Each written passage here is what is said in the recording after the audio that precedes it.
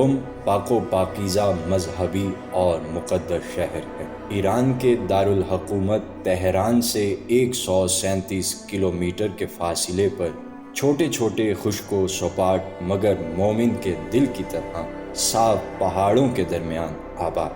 اس کے شمال میں جلگہ ورابین اور شہر رے واقع ہے، جنوب میں محلات دلیجان واقع ہے، مشرق میں کاشان اور صحرائے نمک اور مغرب میں آشتیان و تفرش واقع ہے۔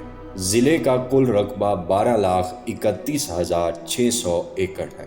آخری اعداد و شمار کے مطابق قم کی آبادی 12 لاکھ کے قریب ہے۔ اس میں 10% مہاجر اور غیر ملکی طلباء ہیں۔ قم کی 11% آبادی کو دیہات کی آبادی تشکیل دیتی۔ شہر کا موسم صحرائے نمک سے متصل ہونے کی بنا پر گرم رہتا ہے، لیکن اپنے اپنے موسم میں سردی و گرمی اپنا اپنا رنگ دکھاتی ہے۔ گرمی کے موسم میں اگر کوئی شخص کسی دوسرے ملک سے قم آئے تو گرمی کی شدت کو دیکھ کر وہ یہ تصور نہیں کر سکتا کہ اس سرزمین پر برف و باری بھی ہوتی ہے، اور اگر سردی کے موسم میں آئے اور برف باری دیکھ لے تو یہ نہیں سوچ سکتا کہ یہاں گرمی بھی ہوتی۔ البتہ بہار کا موسم نہایت سہانا اور معتدل ہوتا ہے۔ ماضی بعید میں قم موجودہ شہر کے مشرق میں آباد تھا، اور اس میں عرب ممالک سے آئے ہوئے 2 قبیلے اور ایران کے شیعہ مسلمان ہی آباد تھے۔ دوسرے مذاہب کے ماننے والے یہاں کبھی آباد نہیں تھے۔ قم چونکہ ایران کے 2 بڑے شہروں کے درمیان واقع ہے، اس لیے بیرونی حملہ آوروں کے حملوں سے کبھی محفوظ نہیں رہا۔ 7ویں صدی میں جب مغلوں نے ایران پر حملہ کیا اور کامیابی حاصل کرتے ہوئے اصفہان کی طرف بڑھے تو قم کو بھی انہوں نے اپنے مظالم کا نشانہ بنایا اور قتل و غارت گری میں کوئی کسر باقی نہ چھوڑی۔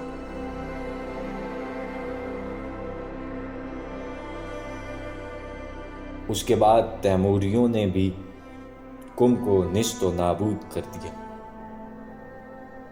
9ویں صدی میں قم دوبارہ ایک چھوٹی سی آبادی کی صورت میں ابھرا اور صفویوں کے زمانے حکومت میں مزید ترقی پائی، لیکن افغانیوں کے فتنے میں پھر قم متاثر ہوا۔ قم کا علاقہ چونکہ ایک لک و دک بے آب و گیا صحرا سے متصل ہے، اس لیے اس شہر کی آب و ہوا بہت اچھی نہیں۔ بعض صاحبان علم کا قول ہے کہ خدا نے اس مقدس شہر کو ظالم و جابر سے محفوظ رکھنے کے لیے یہاں کی آب و ہوا کو مرغوب نہیں بنایا، اس لیے قم میں کبھی ظالم و جابر نے رہائش اختیار نہیں کی۔ موجودہ قم آج جہاں آباد ہے، ماضی بعید میں وہاں آباد نہیں تھا اور کسی منصوبے کے تحت نہیں بسا تھا، بلکہ سرسبز علاقہ اور مجمع البحرین ہونے کی وجہ سے صحرا نشین اور چرواہوں نے مستقل رہائش کے لیے گھر بنائے تھے۔ ان گھر کو کوما کہتے تھے۔ یہی لفظ کوما کثرت استعمال سے قم ہو گیا۔ ایک شیعہ روایت میں ہے کہ رسول خدا معراج پر تشریف لے گئے تو اس مقدس شہر کی سرزمین پر ابلیس ملعون کو 2 زانوں اور افسوس کی حالت میں بیٹھے ہوئے دیکھا، تو آپ نے فرمایا، قم یا ملعون، ملعون یہاں سے اٹھ جا۔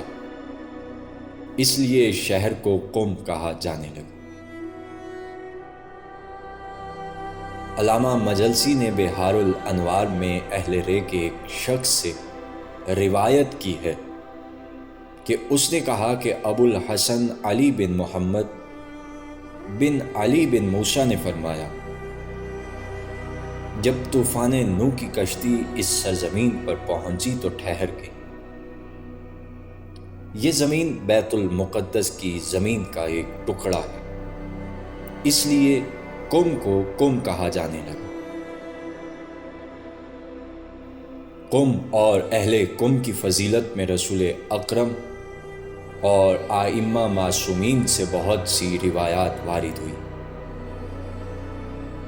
امام جعفر صادق سے روایت ہے کہ آپ نے فرمایا، آگاہ ہو جاؤ، خدا کا ایک حرم ہے اور وہ ہے مکہ، رسول اسلام کا حرم مدینہ ہے اور حضرت علی کا حرم نجف ہے، میرا اور میری اولاد کا حرم قم ہے، قم چھوٹا نجف۔ آپ کا ارشاد ہے، جب شہروں میں فتنہ پھیل جائے تو تم قم اور اس کے اعتراف و اکناف میں پناہ لینا، کیونکہ قم میں بلا کا گزر نہیں ہوگا۔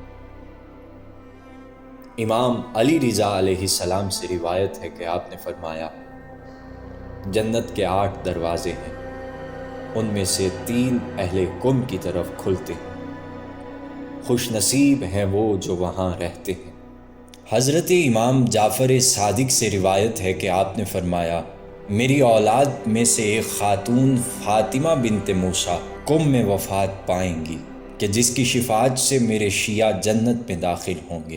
آپ نے فرمایا، قم کی خاک مقدس و مطہر ہے، اس کے باشندے ہم میں سے ہیں، جو ظالم و جابر ان کی طرف بڑھنے کا ارادہ کرتا ہے اس کی گوش مالی میں عجلت ہو جاتی ہے۔ یہ اس لیے ہوتا ہے کہ مومن اپنے بھائیوں سے خیانت نہیں کرتے، اور جب خیانت کریں گے تو خدا ان پر برے ظالموں کو مسلط کرے۔ واضح رہے، قم والے ہمارے قائم کے ناصر و مددگار اور ہمارے حق کے مبلغ ہیں۔ اس کے بعد آسمان کی طرف رخ کر کے فرمایا، اے اللہ، انہیں ہر فتنے سے محفوظ رکھ اور ہر خطرے سے بچا لے۔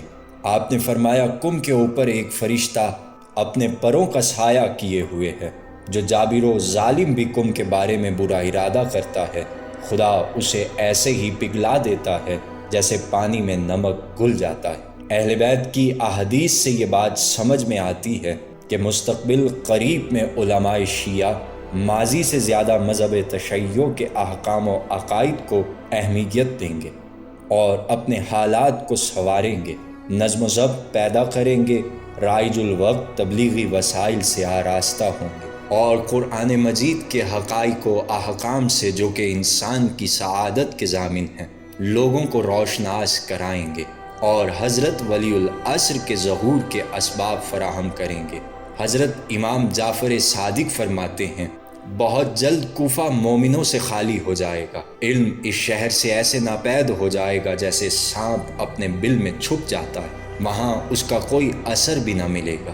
علم کا مرکز قم ہوگا، قم علم و فضل کا محور ہوگا، وہیں سے علم تمام شہروں میں پھیلے گا، یہاں تک کہ روئے زمین پر کوئی جاہل باقی نہیں رہے گا، یہاں تک کہ عورتیں بھی عالم بن جائیں گی۔ حضرت امیر المومنین کا ارشاد ہے، قم والوں میں سے ایک شخص لوگوں کو حق کی طرف بلائے گا، ایک گروہ اس کی آواز پر لبیک کہے گا، وہ اس کے پاس جمع ہو جائیں گے جو کہ فولاد کی مانند ہوں گے، انہیں کوئی بھی اپنی جگہ سے ہلا نہیں سکے، وہ جنگ سے نہیں اکتائیں گے، وہ صرف خدا پر توکل کریں گے، آخرکار متقین کامیاب ہوں گے۔ حضرت معصومہ قم کی ولادت یکم ذی-القعدہ کو مدینہ منورہ میں ہوئی۔ آپ کے والد گرامی کا نام حضرت امام موسیٰ ابن جعفر ہے۔ آپ کی والد گرامی کا نام تقتم خاتون سلام اللہ علیہا ہے۔ حضرت معصومہ قم بی بی کا نام فاطمہ کبریٰ ہے۔ شریعت اسلامیہ میں نام گزاری کو بہت اہمیت دی گئی۔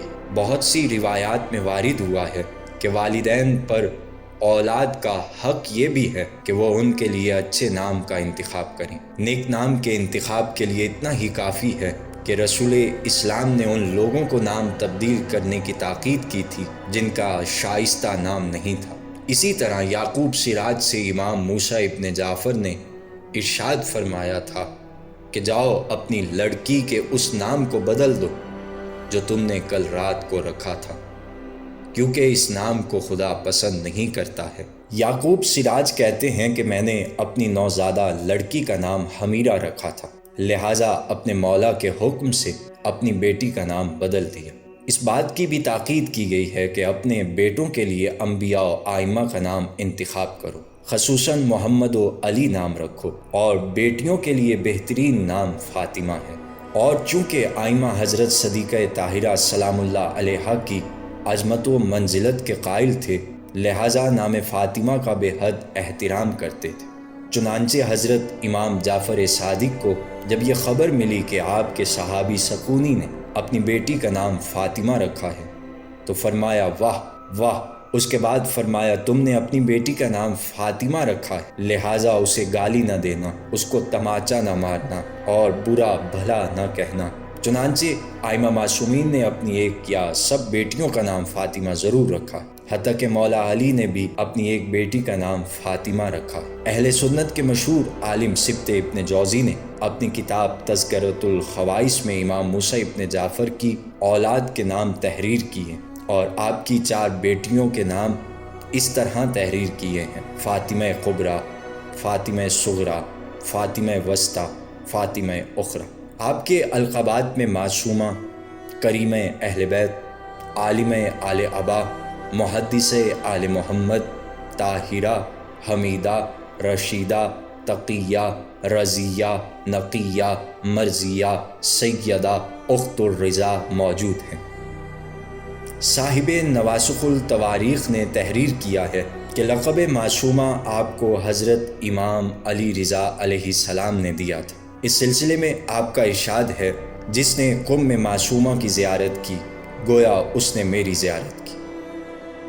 حضرت معصومہ کے عقیدت مند و شیعہ زمان قدیم سے آج تک نظم و نثر میں کریمہ اہل بیت کہتے چلے آ رہے ہیں، لیکن ایک بزرگ کی روایت کی روح سے یہ لقب معصومین علیہ السلام سے آپ کو ملا۔ آیت اللہ سید محمود مرعاشی نجفی حضرت صدیقہ طاہرہ کی قبر کا سراغ لگانے کے سلسلے میں بہت ہی کوشاں تھے۔ اس مقصد میں کامیابی کے لیے انہوں نے 40 شبوں کا ایک چلہ کیا۔ 40ویں شب میں وظیفہ ختم کرنے اور بے پناہ دعا مانگنے کے بعد جب سو گئے تو امام محمد باقر اور امام جعفر صادق علیہ السلام کو خواب میں دیکھا۔ امام نے ان سے فرمایا تم کریمہ اہل بیت سے توسل کرو۔ انہوں نے یہ سوچ کر کہ کریمہ اہل بیت سے مراد حضرت زہرا سلام اللہ علیہا ہیں عرض کی یہ چلہ میں نے انہی کی قبر مبارک کا پتہ چلانے کے لیے کیا تاکہ قبر کا صحیح نشان معلوم ہو جائے، جس سے میں زیارت قبر سے مشرف ہو سکوں۔ امام نے فرمایا میری مراد قم میں حضرت معصومہ کی قبر ہے۔ اس کے بعد اضافہ فرمایا کہ خدا وند عالم نے مصلحت کی بنا پر حضرت زہرا کی قبر کو مخفی رکھا اور اس کی جلوہ گاہ حضرت معصومہ کی قبر کو قرار دیا۔ مرعاشی مرحوم جب بیدار ہوئے تو وہ حضرت معصومہ کی زیارت کے لیے ایران کی طرف روانہ ہوئے۔ یہ وہ لقب ہے جس کی بنیاد پر آپ سے غدیر کی روایت نقل کی جاتی ہے۔ واقع غدیر کے راویوں میں حضرت معصومہ بھی شامل، اس لیے انہیں محدثہ آل محمد بھی کہا جاتا ہے۔ نجف اشرف میں شوستریوں کے کتب خانے میں ایک قلمی نسخے میں یہ حدیث دیکھی گئی تھی کہ ایک مرتبہ کچھ شیعان امیر المومنین حضرت امام موسیٰ کاظم کے زمانے میں مدینے آئے اور اپنے شرعی مسائل دریافت کرنے کے سلسلے میں امام کے در دولت پر پہنچے۔ جب انہیں یہ معلوم ہوا کہ امام موسیٰ کاظم مدینے میں تشریف فرما نہیں ہے تو انہوں نے چند روز مدینے میں قیام کرنے کا ارادہ کر لیا، لیکن امام اس مدت میں تشریف نہیں لائے۔ جب وہ رخصت کے لیے امام کے در دولت پر گئے تو حضرت معصومہ نے فرمایا اگر کوئی شرعی مسئلہ دریافت کرنا چاہتے ہو تو پوچھ سکتے ہو۔ انہوں نے مسائل لکھ کر پیش کر دیے۔ تھوڑی دیر بعد معصومہ نے اس کے مسائل کا جواب بھیج دیا۔ قافلے والے شکریہ ادا کر کے چلے گئے۔ مدینے سے نکلتے وقت امام موسیٰ کاظم سے ان کی ملاقات ہوئی۔